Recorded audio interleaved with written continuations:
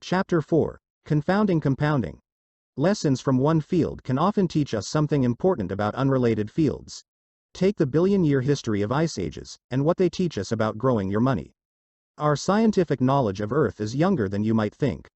Understanding how the world works often involves drilling deep below its surface, something we haven't been able to do until fairly recently. Isaac Newton calculated the movement of the stars hundreds of years before we understood some of the basics of our planet. It was not until the 19th century that scientists agreed that Earth had, on multiple occasions, been covered in ice. To the power of 5, there was too much evidence to argue otherwise. All over the world sat fingerprints of a previously frozen world. Huge boulders strewn in random locations. Rock beds scraped down to thin layers. Evidence became clear that there had not been one ice age, but 5 distinct ones we could measure.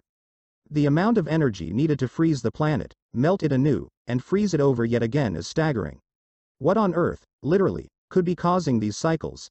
It must be the most powerful force on our planet. And it was. Just not in the way anyone expected. There were plenty of theories about why ice ages occurred. To account for their enormous geological influence, the theories were equally grand. The uplifting of mountain ranges, it was thought, may have shifted the Earth's winds enough to alter the climate. Others favored the idea that ice was the natural state, interrupted by massive volcanic eruptions that warmed us up. But none of these theories could account for the cycle of ice ages. The growth of mountain ranges or some massive volcano may explain one ice age.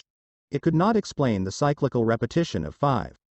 In the early 1900s, a Serbian scientist named Milutin Milankovic studied the Earth's position relative to other planets and came up with the theory of ice ages that we now know is accurate. The gravitational pull of the Sun and Moon gently affect the Earth's motion and tilt toward the Sun during parts of this cycle, which can last tens of thousands of years. Each of the Earth's hemispheres gets a little more, or a little less, solar radiation than they're used to. And that is where the fun begins. Milankovic's theory initially assumed that a tilt of the Earth's hemispheres caused ravenous winters cold enough to turn the planet into ice. But a Russian meteorologist named Vladimir Kopin dug deeper into Milankovic's work and discovered a fascinating nuance. Moderately cool summers, not cold winters, were the icy culprit. It begins when a summer never gets warm enough to melt the previous winter's snow. The leftover ice base makes it easier for snow to accumulate the following winter, which increases the odds of snow sticking around in the following summer, which attracts even more accumulation the following winter. Perpetual snow reflects more of the sun's rays, which exacerbates cooling, which brings more snowfall, and on and on. Within a few hundred years, a seasonal snowpack grows into a continental ice sheet, and you're off to the races. The same thing happens in reverse. An orbital tilt letting more sunlight in melts more of the winter snowpack, which reflects less light the following years, which increases temperatures, which prevents more snow the next year, and so on. That's the cycle. The amazing thing here is how big something can grow from a relatively small change in conditions. You start with a thin layer of snow left over from a cool summer that no one would think anything of, and then, in a geological blink of an eye, the entire Earth is covered in miles-thick ice. As glaciologist Gwen Schultz put it, it is not necessarily the amount of snow that causes ice sheets but the fact that snow, however little, lasts. The big takeaway from ice ages is that you don't need tremendous force to create tremendous results.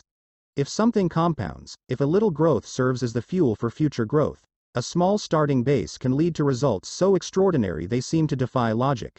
It can be so logic-defying that you underestimate what's possible, where growth comes from, and what it can lead to. And so it is with money. More than 2,000 books are dedicated to how Warren Buffett built his fortune. Many of them are wonderful. But few pay enough attention to the simplest fact. Buffett's fortune isn't due to just being a good investor, but being a good investor since he was literally a child. As I write this, Warren Buffett's net worth is $84.5 billion. Of that, $84.2 billion was accumulated after his 50th birthday. $81.5 billion came after he qualified for Social Security in his mid-60s. Warren Buffett is a phenomenal investor. But you miss a key point if you attach all of his success to investing acumen. The real key to his success is that he's been a phenomenal investor for 3/4 of a century. Had he started investing in his 30s and retired in his 60s, few people would have ever heard of him. Consider a little thought experiment. Buffett began serious investing when he was 10 years old. By the time he was 30, he had a net worth of $1 million, or $9.3 million adjusted for inflation. To the power of 6. What if he was a more normal person, spending his teens and 20s exploring the world and finding his passion, and by age 30 his net worth was, say, $25,000? And let's say he still went on to earn the extraordinary annual investment returns he's been able to generate, 22% annually, but quit investing and retired at age 60 to play golf and spend time with his grandkids. What would a rough estimate of his net worth be today? Not $84.5 billion, $11.9 million, 99.9% less than his actual net worth. Effectively, all of Warren Buffett's financial success can be tied to the financial base he built in his pubescent years and the longevity he maintained in his geriatric years. His skill is investing, but his secret is time. That's how compounding works. Think of this another way. Buffett is the richest investor of all time, but he's not actually the greatest, at least not when measured by average annual returns. Jim Simons, head of the hedge fund Renaissance Technologies, has compounded money at 66% annually since 1988. No one comes close to this record. As we just saw, Buffett has compounded at roughly 22% annually, a third as much. Simons' net worth, as I write, is $21 billion. He is, and I know how ridiculous this sounds given the numbers we're dealing with, 75% less rich than Buffett. Why the difference, if Simons is such a better investor? Because Simons did not find his investment stride until he was 50 years old. He's had less than half as many years to compound as Buffett. If James Simons had earned his 66% annual returns for the 70-year span Buffett has built his wealth, he would be worth, please hold your breath, 63 quintillion 900 quadrillion 781 trillion 780 billion $748,160,000. These are ridiculous, impractical numbers. The point is that what seem like small changes in growth assumptions can lead to ridiculous, impractical numbers. And so when we are studying why something got to become as powerful as it has, why an ice age formed, or why Warren Buffett is so rich, we often overlook the key drivers of success. I have heard many people say the first time they saw a compound interest table, or one of those stories about how much more you'd have for retirement if you began saving in your 20s versus your 30s, changed their life. But it probably didn't. What it likely did was surprise them, because the results intuitively didn't seem right. Linear thinking is so much more intuitive than exponential thinking. If I ask you to calculate 8 plus 8 plus 8 plus 8 plus 8 plus 8 plus 8 plus 8 plus 8 in your head, you can do it in a few seconds, it's 72.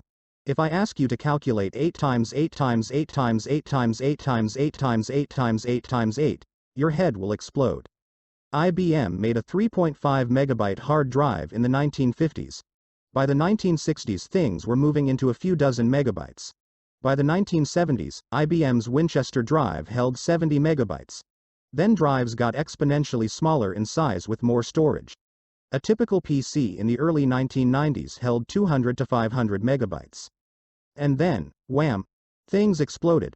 1999, Apple's iMac comes with a 6 gigabyte hard drive. 2003 to 120 gigs on the Power Mac. 2006 to 250 gigs on the new iMac. 2011, first 4 terabyte hard drive. 2017 to 60 terabyte hard drives. 2019 to 100 terabyte hard drives. Put that all together. From 1950 to 1990 we gained 296 megabytes. From 1990 through today we gained 100 million megabytes. If you were a technology optimist in the 1950s, you may have predicted that practical storage would become 1,000 times larger. Maybe 10,000 times larger, if you were swinging for the fences. Few would have said, 30 million times larger within my lifetime. But that's what happened. The counterintuitive nature of compounding leads even the smartest of us to overlook its power. In 2004, Bill Gates criticized the new Gmail, wondering why anyone would need a gigabyte of storage. Author Stephen Levy wrote, despite his currency with cutting-edge technologies, his mentality was anchored in the old paradigm of storage being a commodity that must be conserved. You never get accustomed to how quickly things can grow. The danger here is that when compounding isn't intuitive, we often ignore its potential and focus on solving problems through other means. Not because we're overthinking, but because we rarely stop to consider compounding potential. None of the 2,000 books picking apart Buffett's success are titled "This guy has been investing consistently for 3/4 of a century." But we know that's the key to the majority of his success. It's just hard to wrap your head around that math because it's not intuitive. There are books on economic cycles, trading strategies, and sector bets. But the most powerful and important book should be called "Shut Up and Wait." It's just one page with a long-term chart of economic growth. The practical takeaway is that the counterintuitiveness of compounding may be responsible for the majority of disappointing trades, bad strategies, and successful investing attempts. You can't blame people for devoting all their effort in what they learn and what they do, to trying to earn the highest investment returns. It intuitively seems like the best way to get rich. But good investing isn't necessarily about earning the highest returns, because the highest returns tend to be one-off hits that can't be repeated. It's about earning pretty good returns that you can stick with and which can be repeated for the longest period of time. That's when compounding runs wild. The opposite of this, earning huge returns that can't be held onto, leads to some tragic stories. We'll need the next chapter to tell them.